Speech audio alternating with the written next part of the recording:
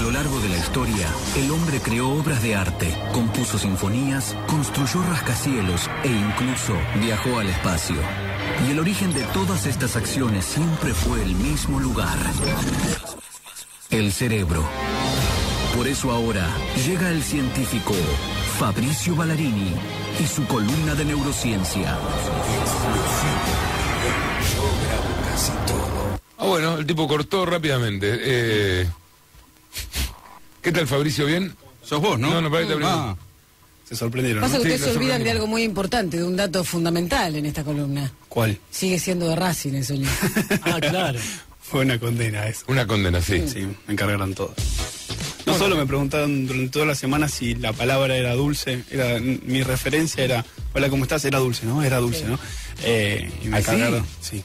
El ¿Con quién te porquero, el estás taxista, juntando? la gente de fútbol. Cualquier actividad era dulce, ¿no? Estaba dulce. Dulce, pasámela! ¿Dulce estaba? Che, Dulce. Dulce y Chocolate Racing. estaba, chocolate estaba. Racing, depresión y dulce. Fue como el top. Contamos lo que hicimos. Sí, ahí está. Lo que hicimos fue Se me trabó el cerebrito. implantar un recuerdo falso. Así de simple. La semana pasada, antes de terminar la columna, dimos una lista de palabras. Hicieron todos el ensayo de tratar de memorizarlas. Y la prueba era que a los 5 minutos les íbamos a preguntar qué se acordaban de esa lista de palabras. Dimos 3 opciones. De esas 3 palabras era chocolate, dulce y punto. Eso es un experimento, ¿sí? Hay 2 palabras que son controles, que es chocolate, que sí o sí estaba, que era bastante obvia, y punto, que no estaba, que no tenía nada que ver. Y la pregunta era si dulce estaba o no. Algo muy simple. La idea era analizarlo por Twitter, y Twitter explotó. Fue trending topic de la mañana, lo cual me generó muchos inconvenientes para analizar los resultados, porque yo pensé que iban a haber 50 personas contestando y había miles. Entonces, lo que hicimos fue... ¿Nos subestimó? Sí. No. Primero importantísimo que ver algo relacionado con ciencia. Una mañana de trending topic es alucinante para un científico. Segundo, que la gente respondió, más allá del tiempo, seguían convencidos, yo estuve leyendo todos los tweets, seguían convencidos, o sea, había fundamentalistas De que dulce estaba. así, Ya, había era como me estás discusiones, jodiendo, no puede ser. ¿Y a qué se yo debe? estoy convencido, te juro. ¿Y a qué se debe que la gente crea que Dulce estaba en su mayoría? Bueno, primero me gustaría tocar el tema de analizar el resultado, porque hay gente que está fuera, ahí como, estamos por bien. ejemplo Marcelo, que pifió que Chocolate dijo que no estaba. Y que, Erró todo, y Marcelo. que Argentina le iba a ganar a Brasil en Sí. básquet, eso no se lo va a No perdonar. tuvo una buena semana. Nunca. Empezó mal. ¿Ven por qué no le gusta dar? ¿Todo esto era sobre mí? No. Sí, sí, claro. Todo este análisis sobre Marcelo. No. Estás incorrecto en un... La gente que respondió correctamente, que entró dentro del paquete de gente normal, que tiene memoria de 15 segundos más o menos, es el 55,6% de los oyentes. ¿Es lo que se espera? No, se espera un poco más. Pero no importa, puede ser... Tiene razón, que la de la semana pasada que somos subnormales. No, vos estuviste bien. Bueno, pero más o menos hay gente que escuchó menos palabras, que prestó menos atención, no importa. Pero de ese 55,6%, acá es lo loco. Al 63,8% le implantamos un recuerdo que no existió. Que es mucha gente. O sea, Pero lo normal... ¿por qué decís que se lo implantaron y no es que es un error nada Porque más? que yo te pregunte, ¿estaba dulce? Y que vos me digas sí. Y yo te puedo decir, no estaba. Y que me digas, te juro que estaba. La persona esa está convencida que estaba dulce. O sea, es un experimento que no sirve, se probó hace un montón de tiempo. De hecho, el 50% de las personas probablemente caigan en este mismo protocolo. Esto está tomado de un trabajo científico, no es que lo inventamos. El tema es, ¿cuán peligroso es creerse que dulce estaba? No es muy peligroso, pero... desafiar a nuestra memoria y ponerla en evidencia es tan peligroso. Bueno, a finales de los 60, comienzos de los 70, el mundo estaba asustadísimo por la publicidad subliminal. Sí. En la semana que viene vamos a hablar de eso y es Claro. muy interesante el tema de... Nosotros no meamos tu negocio, ¿eh? No, digo, acá no lo Me quedé hacemos nunca. serio, no. Claro, se me quedó mirando como diciendo, ¿qué Pero dice? el peligro no era tanto que te vendan cualquier cosa, sino que podían manipular, claro.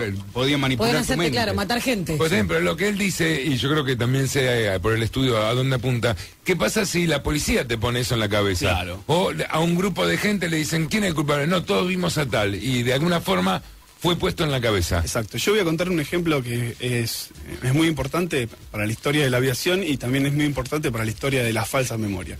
El 17 de julio del 96 sale un avión que se denominaba el vuelo 800 de Nueva York a Roma con 230 pasajeros. El avión carretea, a los 12 minutos de despegar, el avión explota. ¿Sí? En el 96. Fue bastante previo a las Torres Gemelas, o sea, no había una cuestión de atentado, pero la bola que se corrió en los medios inmediatamente por la explosión, por cómo cae el avión, cómo se partió, es que había sido impactado por un misil. Entonces la gente cuando declara, piensen que 12 minutos, Nueva York, o sea, el avión lo vio mucha gente explotar, cuando le toman declaración en ese momento, a la gente dice, explotó. Cuando esa misma gente escucha los medios y va a declarar como testigo, todos declaran que ven el misil impactando contra el avión. De ahí se abre un informe enorme, no solo de las agencias de seguridad, sino de la justicia, para ver. Lo que determinaron es que hubo una falla en una sección de eléctrica cercana al combustible y el avión explotó porque explotó el combustible, no explotó por el avión, por el misil.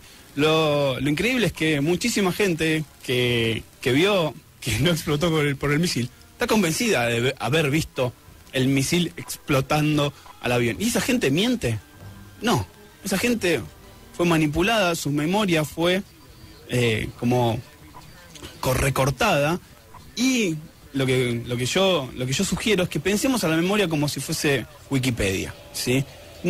No como si la memoria está totalmente establecida, sino que puede ser alterada, no solo por mí, sino por Mario, por Marcelo, por cualquier otra persona, ¿sí? Cualquier persona que te haga evocar una situación y en el momento de la evocación te cambie un par de situaciones o te sugiera algo, tu memoria va a incorporar eso como cierto, ¿sí? Y la persona no es que está mintiendo, está evocando un recuerdo falso, algo que no sucedió.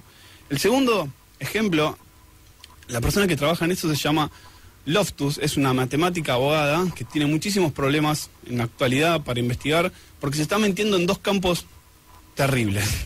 Uno, el psicoanálisis, ¿sí? Y el otro campo es lo forense, la toma de muestras, lo legal. Porque el problema ¿cuál es? O sea, ¿qué pasa si yo no sé, acá pasa un choque, lo que sea, y hay una cantidad de testigos oculares? La justicia se basa en testigos oculares, ¿sí? ¿Qué pasa si les preguntás y dicen, sí, todos vimos que venía el coche, bla, bla, bla, y en realidad eso es falso, ¿sí? ¿Es falso por qué? Porque mienten. Pero es muy evidente un choque como para... Bueno, hay un experimento que es buenísimo, que les preguntan a las personas, les muestran una imagen, ¿sí? Un choque. Entonces les preguntan, con dos oraciones distintas o dos grupos distintos. Si en la frase dice estallar, la gente va a declarar, aunque no sabe absolutamente nada, que venían muchísimo más rápido que las personas que dicen chocar. Y lo que es más grave es que las personas se imaginaron evidencias de que el estallido generó choques de vidrio, sangre, y dicen, sí, en el cuadro que yo vi había sangre, explosiones, mutilaciones. ¿Por qué? Porque vos le agregaste una parte, le modificaste ese recuerdo, y la gente se vio un montón de otras situaciones. Hay otro ejemplo que estos recuerdos falsos se agrupan en dos grandes paquetes, ¿sí? Uno es el que hicimos recién, o sea, el que hicimos con lo de Dulce, que es manipular esa información. Y otro es enriquecer el recuerdo que vos ya tenías, ¿sí? Que si uno lo trae, se lo puede empezar a imaginar, es sumamente peligroso, ¿sí? O sumamente gracioso, y puede ser sumamente importante y educativo. Hay un actor que se dedica a divulgación científica que se llama Alan Alda, ¿sí? Hace mucha divulgación, va a universidades, charla con científicos, y lo que le hicieron fue, él sabía que iba a hacer una nota a esta científica que trabajaba con manipulación de recuerdos, y a él le mandan por mail su biografía, ¿sí? Le dicen, ¿está bien tu biografía? Entonces dice, yo trabajé en tal lado, lee acerca de él, y le implantan un recuerdo falso que es, cuando fue joven comió huevos y por eso no come huevos, siendo mentira. Le ponen una cámara oculta, lo invitan a almorzar, le dan huevos y él no acepta. No tiene ningún sentido, nunca había comido huevos ni le habían caído mal, pero le implantaron un recuerdo sobre su niñez y él no quiere comer huevos. Alan Alda después los demandó o... No, se rió, le sirvió mucho para su documental que le programa, claro. Pero Alan Alda es un actor. es actor. Claro. El tema es que, si vos lo pensás, sí. Sí, filmó con Woody Allen bastante también. Sí, es un... Sí, infinidad de películas. Sí, sí. Es muy conocido. Series. Sí, y de hecho la serie la están dando encuentros sobre las distintas investigaciones, se puede ver, es muy reconocido. El tema es, qué peligroso, o sea, ¿cuál es el peligro real? El peligro es que la gente empieza a declarar situaciones que no vio y que el abogado, el psicólogo, pareja, los medios empiecen a modificar ese recuerdo. De hecho, en Estados Unidos se analizaron 300 casos en los cuales personas que habían estado entre 10, 20 y 30 años presa habían sido declarados inocentes por pruebas de ADN. ¿Sí? La tecnología ayuda mucho a curar ese gap entre el error de la mente. Y 3/4 partes de esas personas estuvieron presas por declaraciones de testigos oculares. Les dijeron, sí, era él, estoy seguro que era él, y en realidad no era esa persona. A mí me pasó... Pero puede haber una mal... Porque uno si lo ve así parece como que lo hicieron a propósito. Pero a lo mejor se dieron cuenta en la inocencia, en serio, de preguntar mal, sin saber que lo que está... No en preguntar mal, haciendo una pregunta creyendo que era correcta, pero sin darse cuenta que estaban poniendo mucho de lo que querían escuchar como respuesta. Y lo que pasa que hay... A veces puede ver que no haya maldad en ninguna de los dos lados. Pero hay inocencia en quien responde, pero no en quien formula las preguntas. Está bien, pero ahora porque sabes esto. Yo a lo mejor puedo muchas veces preguntar cosas sin darme cuenta para que el otro conteste algo más o menos. No estamos interpretando, no estamos diciendo que la metodología está mal. En un momento estaba pensando que uno hacer el experimento haciendo un reportaje a alguien conocido, que nos pongamos de acuerdo con Fabricio, bueno, veamos ciertas cosas, a ver cómo lo podemos hacer y después decírselo. Hay una situación que es muy... O manipularlo. Excelente. ¿Vieron los tribunales norteamericanos que son civiles? ¿Sí? Implantaron dos civiles que les habían cambiado, era un experimento, las personas que iban a declarar sabían que iban a declarar, pero que era en chiste, pero se simulaba un juicio, les mostraron una imagen al resto del jurado que creía que tenía que definir algo, y los dos jueces, los dos civiles que tenían que hablar, aseguraban haber visto algo que el resto no lo había visto, pero lo decían con seguridad. Al final del juicio, todos declaran en base a la afirmación de esas dos personas. O sea, es terrible la seguridad. Si Mario, no sé, imagínense que nosotros estamos hablando, decimos la columna del lunes pasado, y en el medio de la charla Mario dice la del martes. Y seguimos hablando del martes. Y hablamos del tema situación y la gente va a empezar a dudarlo, si no fue el martes, sino el lunes. Sí, y si hacemos por Twitter y preguntamos, la mitad de la gente va a decir martes. ¿Sí? O sea, implantar un recuerdo es evidente, es peligroso, pero está bueno saberlo. ¿Por qué? Porque empezás a ver con otros ojos, no sé, yo hago psicoanálisis, y uno empieza a ver con otros ojos el tema del psicoanálisis. Ahí empezaron a ver en Estados Unidos muchos juicios. Claro, a dudar del psicoanálisis. A dudar. Porque, ¿estás interpretando en base a una realidad que dije o estás creando todo el mundo? Igual creo que el psicoanalista o el psicólogo Obviamente. está preparado, ¿no? Sí, pero hay muchos juicios de mala praxis, las cuales le dijeron, no, vos tenías reprimido un recuerdo de que, no sé, algo terrible. Te habían violado sexualmente y a la persona no le habían pasado, pero como vas induciendo un relato en el cual manifestás un recuerdo, un sueño, me pasó esto, y lo puedes interpretar, puede ser cierto o puede ser que no sea cierto. Bueno, pasa con la gente que es como muy mentirosa, que de tanto mentir a sí mismo termina afirmando, claro, creyendo sus propias mentiras. Sí, o afirmando que pasó realmente, convencido de que es verdad. Bueno, el mitómano es eso, que se cree la propia mentira. Cree que es cierta en un momento. Y eso sin crear un recuerdo de algo que no existió. Lo increíble... Yo cuento, perdón, Fabricio, ya no estamos, no. Yo siempre cuento que la respuesta de Paul McCartney que me llama la atención, que el tipo dice, no sé si es verdad o no. Dice, ya lo repetí tantas veces que hasta creo ver la situación. Estoy casi convencido que eso no pasó. Eso es eso. O sea, ¿cuántas no sé, contaste 1000 veces una anécdota y la fuiste salpimentando, cambiando? Alguien vino y te dijo, no era así, estabas con otra persona, le agregó. ¿Vos te acordás la última vez que la contaste? ¿No te acordás el evento final, sí? O sea, es obvio que la vamos recortando. El tema es que ser consciente de que es un recuerdo. Lo sumo a lo que contaste el martes pasado, que era que también uno depositaba mucho en el otro la anécdota. Sí. ¿no? Y entre los dos terminan recreándola bastante. Claro, pero esa... Si no hay ninguna anécdota sería interesante. Hay que mentir un poco. Sí. Sí. Porque si no, en el fondo, la realidad es... Sí, hay que contarlo. La vida sería lo que es. Sí, no, pero pensá que es como una... Vos vivís una situación, sacás una foto de esa situación. Después, esa situación, vos la transformás en una caricatura, que es la imagen que vos tenés de ese recuerdo. Le vas agregando partes, le vas sacando otras. El tema es que cuando vos te preguntan, che, contame, no le podés contar la caricatura, le tenés que contar la foto. Y ahí empezás a afirmar situaciones en tu cabeza que no son ciertas, y ahí empezás a generar recuerdos que no existen. El otro día nos contaban cómo el alcohol, ahora vas a ver por qué voy a esto, ¿no? Influía que en el hígado siempre tiraba, si vos le ponías 2 litros de alcohol, lo tiraba al mismo tiempo, si le ponías 8 litros, no es que te tiraba más, sino que te duraba mucho más tiempo, casualmente por cómo procesaba el hígado. El alcohol, cómo nos pone loco, cómo va el torrente sanguíneo.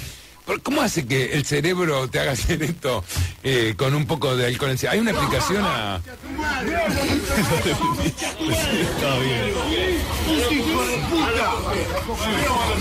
¿Pero por qué uno borracho actúa así? ¿Se sabe por qué el alcohol te hace poner así? Sí. ¿Y vos sabés la respuesta? Yo no te quiero poner un aprieto tampoco.